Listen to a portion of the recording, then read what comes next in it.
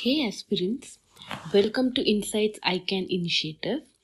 So today we are going to discuss about a small theory or a kind of a balanced idea between the concept of capitalism and the idea of socialism. So this is based on an article in The Hindu yesterday. So this term is called mutualism. So where this is relevant, you can see that it would be very much useful in your GS paper 1 post consolidation topic. It is very relevant in GS paper 2 governance as an idea. At the same time, this topic is very much relevant in economy aspect, as in how to divide the property or how to share resources and wealth between the government, or in essays where we usually talk about how the state of the government should be when it is allocating resources or providing justice or making sure that neither the market nor the government turns atrocious to give the rights of the public that it deserves. So, in this context, we'll discuss the idea of mutualism now. So, if you see, mutualism as a concept was discussed, or we can say it was first proposed by a French philosopher called Perry Joseph.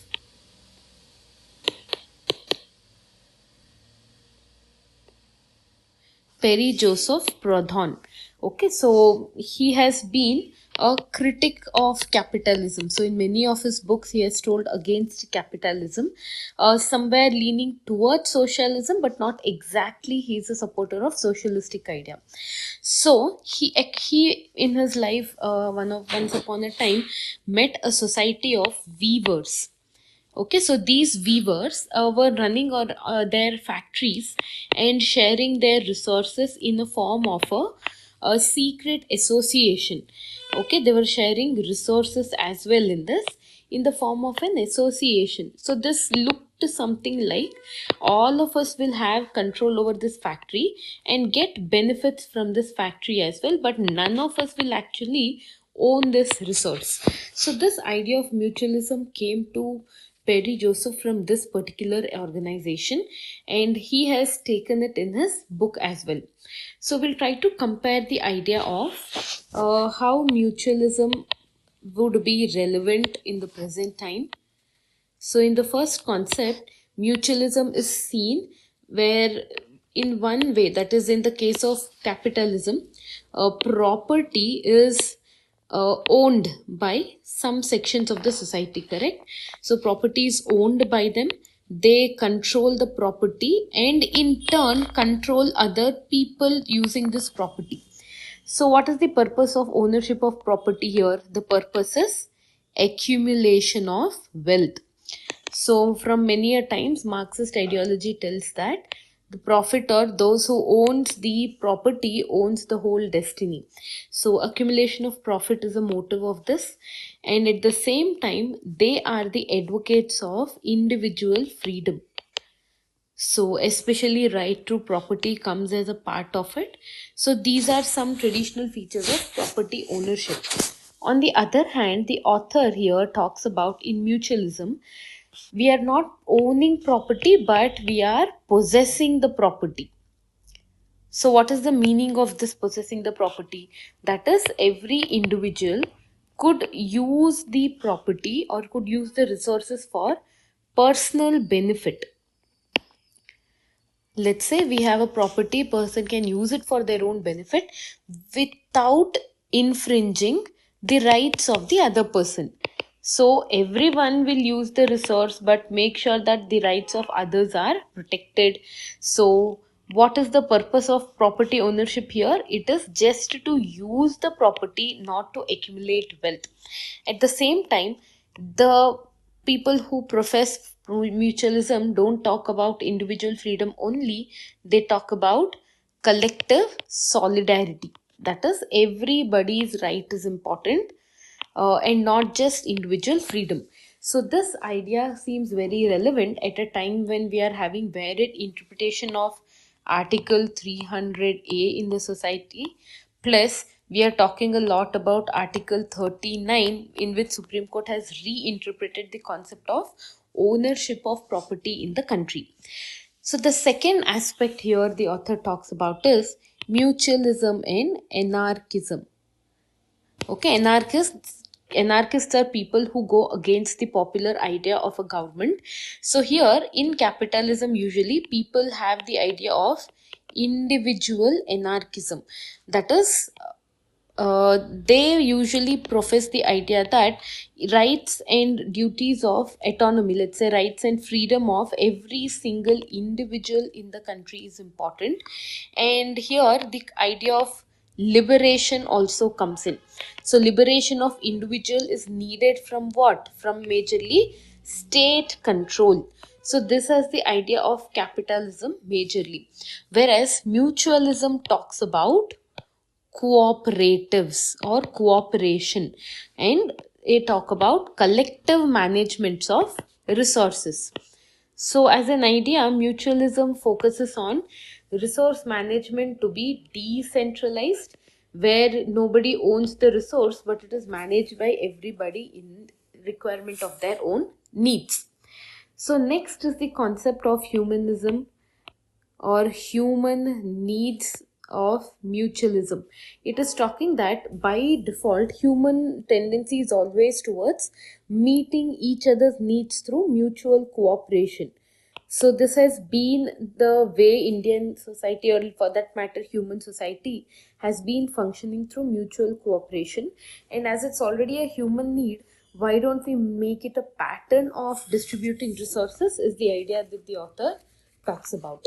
So if you see in this case, idea of mutualism is about by organizing society and economy on the basis of shared interests. Mutualism is something that seeks to build a society where individuals are free to pursue their own interest while maintaining a sense of community and mutual respect towards others. So, at the same time, why this topic is relevant is we are talking about cooperatives here. Cooperatives is a classic example of mutualism, we must say. And very recently in India, we hosted United Nations summit related to cooperatives, and it is declared that 2025 is going to be an international year of cooperatives. So, cooperatives build a better world is the idea here. So this topic is very relevant in our GS paper 2, cooperatives, that is there in our constitution itself. At the same time, resource and wealth distribution in paper 3 also it's important. So in mains, if you get any question related to cooperative societies or cooperatives, please learn about mutualism to be used in your answers. The second topic is quite a relevant topic in the modern time. So we see that online hate, or we can tell as the image goes here, there is a section of the society across the world called keyboard warriors who are ready to spew a lot of hate and venom on those creators who are active on social media to express themselves and to provide good content to the viewers. So this online hate has a mechanism where the platforms like Instagram, let's say Facebook or even X, they have been given a list of words that has to be blocked if they surface in the comments. Reason: to curb hate speech or to curb hate comments that keep coming here on the social media posts. So this article is talking about how these tools, so these tools are basically called content moderation technology tools. When these tools are failing, there are multiple reasons because of which they are failing, and in India the problem of online hate still persists. So this is the story of two women who have been victims of such online hate speech, but they have not lost their idea, or that they have not lost the hope, and have created and used the same technology to make sure that this online hate comes down and we make some noise for love using artificial intelligence. So this is the story of an app called Shore. Okay, Shore AI tool this is. So Shore is a word in Urdu. So Shore is in Urdu means kind of an uproar, and sh in the beginning is shushing or shh when we talk this word. it is to silence all the online hate.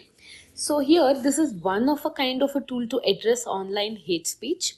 So if you know that internet came with a promise of being an inclusive space, giving freedom of expression. Instead of this, we see that societal bias has crept in through comments. All the hate that we show to people in the public, in the physical sense, has crept into the virtual world as well, where we see people are body shamed. They are criticized based on their ideology, especially if they're from a queer group, or if they're belonging to a particular caste, or if they are just women. So these are some online hate that the people receive when they are on the social media platforms. So here, it is a question about self assertion of the artist, those who wants to perform online. It is also about self expression of a person that needs to be focused when we talk about these questions. So what are the threats that come to this? People are trolled mercilessly. There are many threats which come to people when they are expressing themselves online. There are many hate slurs that are thrown at them, and many at the time the makers of this app tell that this threat was not just in comments. They used to see physical threats as well present in front of their homes due to their content they have presented online. So we can also tell that a normal art that a person expresses themselves with is getting politicized through social media. If a person merely puts some drawing or does some piece of art based on their imagination, viewers attach it to some or the other political ideology, the opposing ideology, people troll them or make fun of them. This has been a paradox of the social media reality, we can tell. So as a result of which, social media tools are fitted with content moderation technology, which is, unfortunately built by global north. So we already know the way Indian languages are diverse, and when many words that are used in English are banned on social media, people try to type English sentences or use the English script, and Indians use the language being Indian. That is, we have seen many English posts coming up, Kanglish posts coming up with a combination of Kannada and English. So these words just escape the content moderation tools, and this comes and hurts the sentiments of the creators. So what is the idea of Shore app is? The Shore app basically is usually done, or it is tried to create by using a data set of more than 50,000 tagged comments, and these comments range from all the diversity of English mixed with Indian languages. So it also identifies ideas where people, instead of, let's say there is a mention about hate speech, and instead of a, people tend to use hate speech. So even these kind of bugs, Shore AI tool actually identifies. And the second best part is it considers intersectionality. We had discussed about this concept last week itself, so do watch the video related to intersectionality. It has multiple, identify whether a person is a queer plus Dalit, identify whether a person is poor plus Dalit, and it tries to give better protection in this aspect. So the main idea here is a term called technology facilitated gender violence. Please remember to mention this in your women related or gender related issues. Technology facilitated gender violence. So in this concept, the basic idea we would like to discuss is that, see, these are the challenges that have become too localized due to more access to digital technologies and internet. But we are trying to give a global solution by telling the social media platforms to bring in some kind of tweaks in their way we put their content moderation idea. So the idea problem, the condition here is that why rely on social media platforms when we need something that is too much into the ground and accepts India's diversity altogether. So this is the opportunity that AI tools actually give to us when we need to use it in a positive way to make sure our social media presence is safe and give a better idea for people to move in their life into a virtual world of social media. So every country and every language needs a content moderation tool which is customized with inputs from people at the large scale. So remember to use this when we talk about digital divide, or how AI tool can help us to reduce the social biases that exist in the society. So you can see the image of the app here, AI tool here. To the hate, let love make all the shore. So SH is for shushing and shore is uproar or protest against the idea of online hate speech. So the next topic is about politics and ethics. This is about two major developments that have taken place with respect to an international case and an Indian case. So the question is, can politics and ethics go hand in hand? So you would have read the news about President Biden pardoning his son, and Supreme Court takes a stern view of reinstating Senthil Balaji. So in the first case, we see that President Biden's son Hunter Biden was accused of many kinds of illegal activities in the US society, and our president had always been mentioning that he won't pardon his son and would allow the due course to follow. But in yesterday's news, we see him that he has already pardoned his son. On the other hand, Supreme Court had recently given bail to the member of Legislative Assembly in Tamil Nadu called Mr. Senthil Balaji in a cash for job scam. So bail was given with the idea that when a person, justice should not be delayed. So as this is a case related to money laundering, it would go on for many years. So in the interim time, the person was released on bail considering the provisions under Article 21. So as soon as the person came out of bail, he is re-inducted as a minister in the Tamil Nadu government, which is drawing many eyebrows up because of the uh, controversy it has created. So let's analyze both of them in an independent manner in a quick way so that you can use them in your GS paper 4.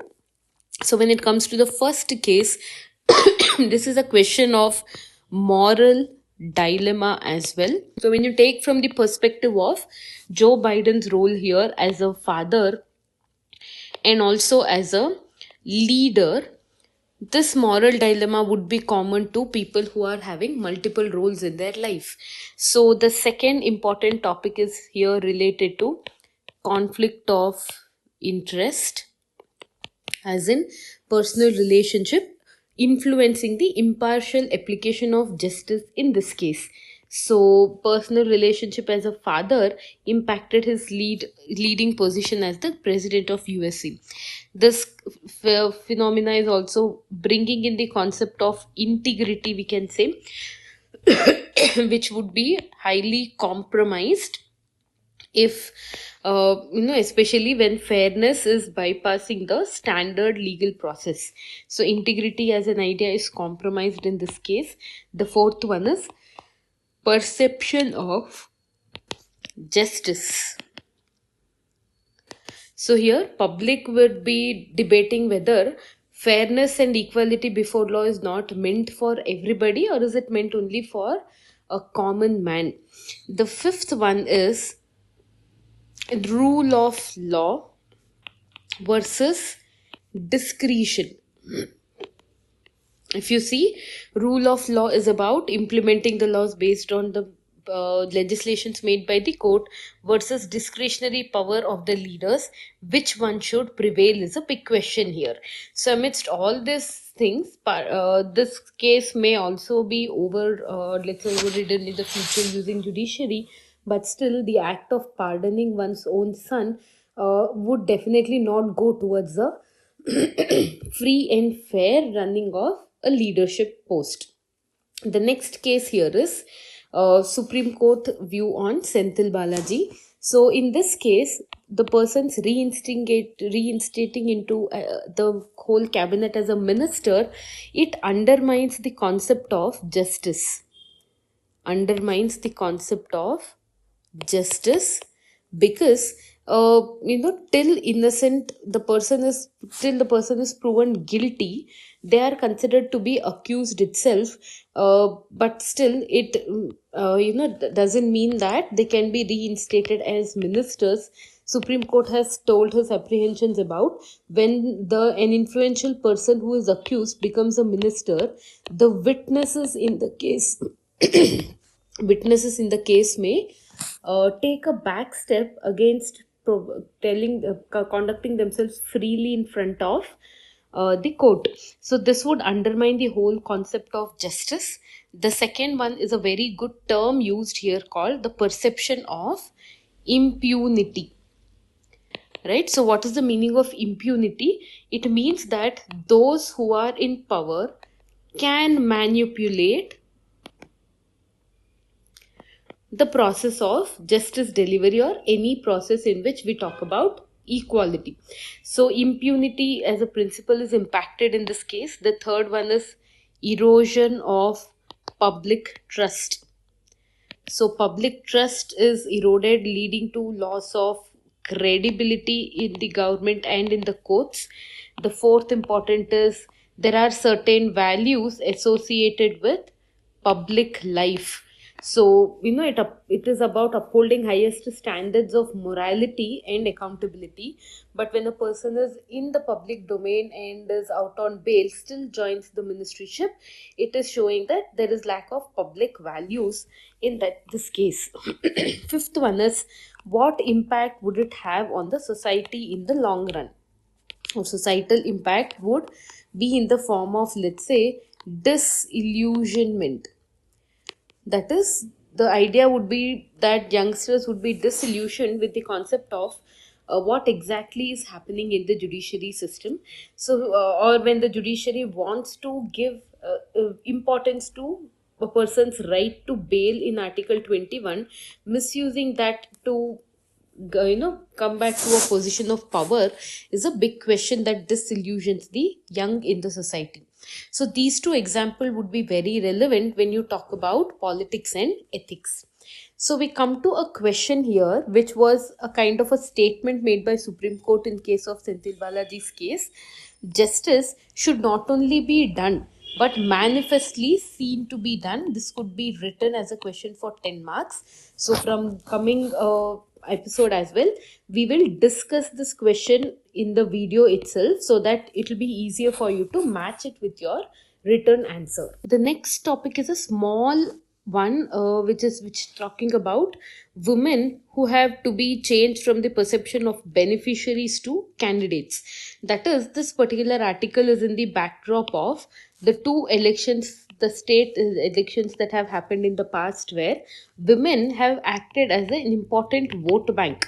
So this is a very positive development at a time when Indian women historically voted to the party or candidate that the family would tell, but didn't have their own political stand to a great extent. But these days, as women have become an important vote bank, there are many schemes provided for them from a specific purpose, and these schemes have created women's importance in the political space.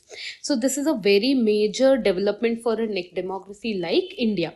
So if you see, there is a long road, or Indians, the author here is talking about. Currently, women have been beneficiaries of government scheme. They need to go to the idea of being candidates in the election. So the idea is vote bank of women is very unique in the sense that the political parties do not distinguish here that a woman belongs to a particular caste or does she belong to a particular community. So women basically are seen as a universal group in this case. But what is the issue we are facing? Though we are seeing a political empowerment in this angle, we are seeing very less women contesting in elections, and forget about just contesting, hardly women are emerging victorious in elections here.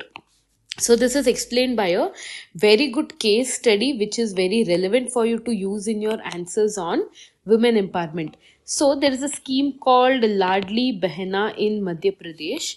It was with respect to income support scheme for women in the state. So in 2013, we see that there were 30 MLAs in Madhya Pradesh Legislative Assembly who were women out of other large number of men.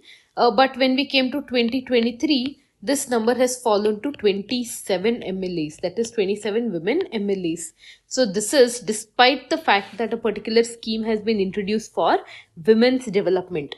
So if you see here, the first one idea discussed about here is representation of women is being negotiated through universal, as we have seen, universal, and important term here used is secular maternal welfare.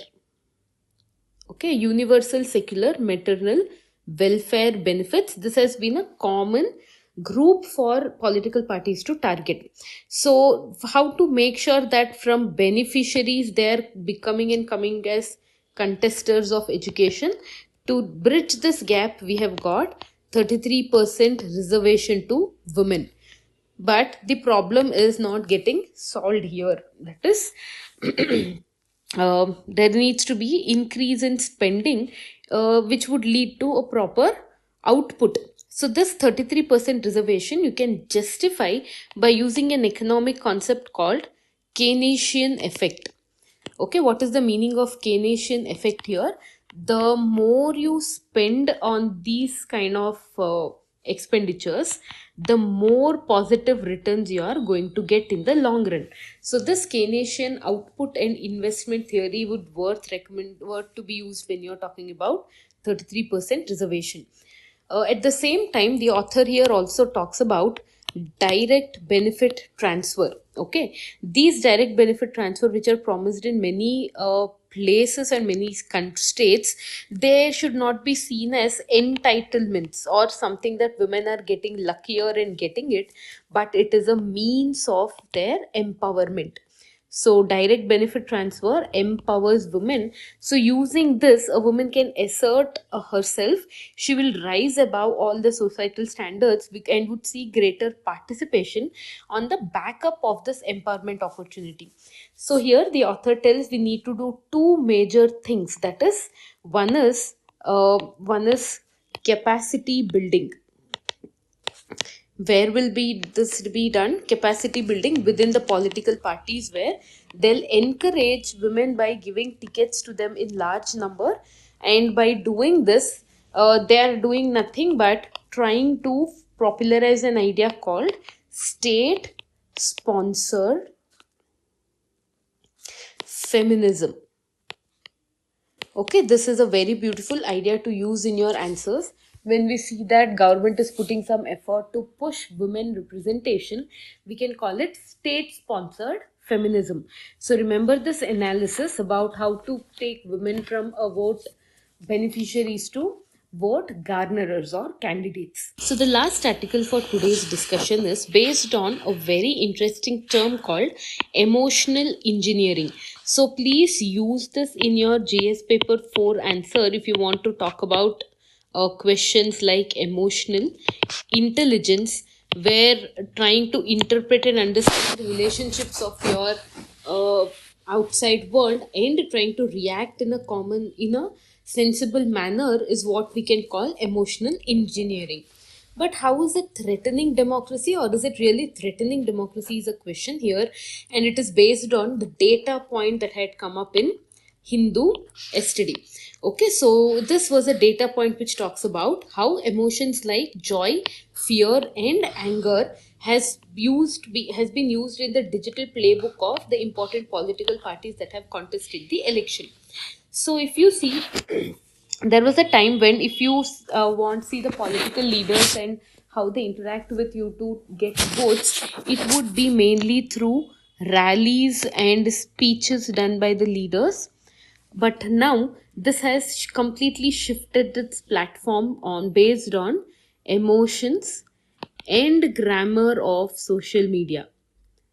Okay, this is a shift that the authors this is actually a survey based on Lokniti and CSDS organization. So they tell that there is a complete shift in the way the political campaigns go on in the present time.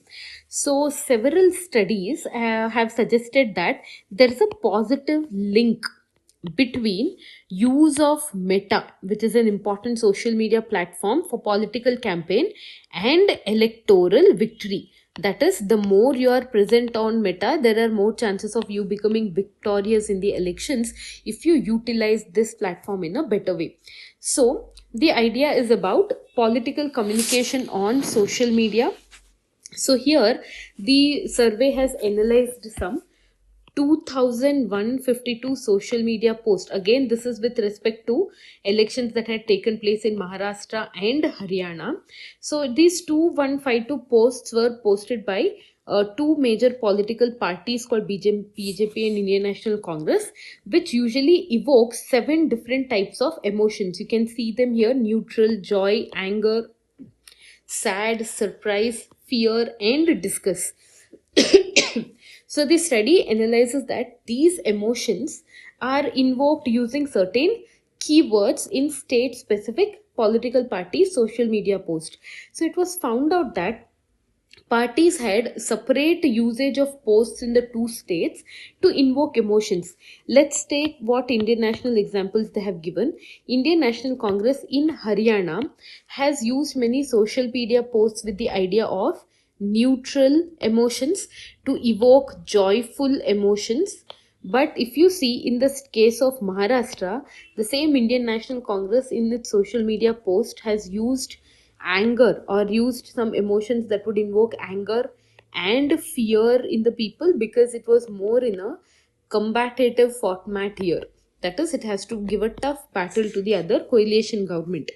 So this analysis tells that how this has impacted the society now. If you see, uh, when they are, how will you see that this is calculated and how it is impacting? It is done by calculating how an average citizen has been engaged by these posts. That is, just by adding total number of likes to the post and how many times it has been shared on social media.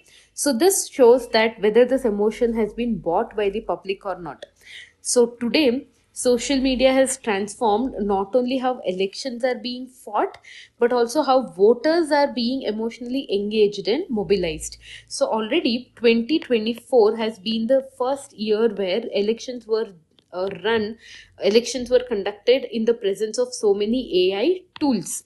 So these AI tools and their role in manipulating the voters and the sentiments of the public has often been discussed, and now it is the idea of using social media as well. So though we see that AI tool or science technology should always aid liberation to the public and strengthen the ideals of democracy, there are many cautionary tales coming for Indian Election Commission to strengthen itself, to make sure that these AI tools and the social media platforms don't we can say, don't just escape the eyes of the context of model code of conduct, which is usually bound by various rules and regulations. So if we get a question related to what is the challenges faced by democracies across the world, or let's say if we get questions to what are the challenges faced by election commission in conducting free and fair election in a technologically dominant world, please remember to mention the concepts of social media and voting. If you recall, we had one discussion on tech giants controlling the uh, elections or democracies, where countries have almost lost their sovereignty. We can analyze this particular news article from that perspective as well. So please revisit our older videos to get a broader ideas on this concept. Thank you so much for watching. Stay tuned for the next episode, from which we are going to discuss the question at the end of every episode as well. Thank you so much.